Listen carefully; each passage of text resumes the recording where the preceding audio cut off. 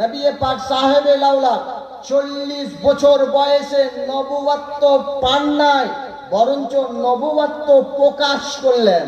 কি করলেন? প্রকাশ করলেন। 40 বছর আগে নবী নবুয়ত্ব প্রকাশ করলেন না কেন?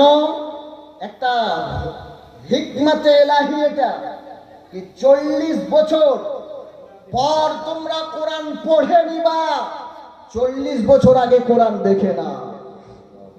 যেটা বলবেন না, 40 বছর পর কোরআন পড়বা, 40 বছর আগে কোরআন দেখে নাও। আর এটা আমার কথা নয়, হযরতে আয়েশাতুল হুমায়রা রাদিয়াল্লাহু তাআলা আনহার কথা।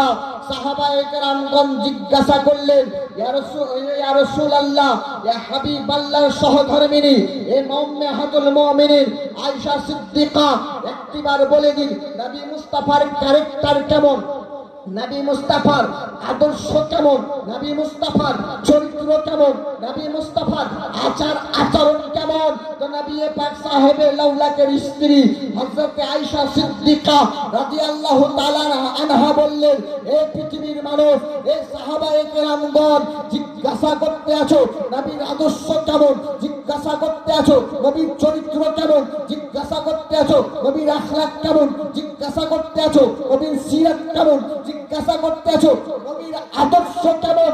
তো শোনো,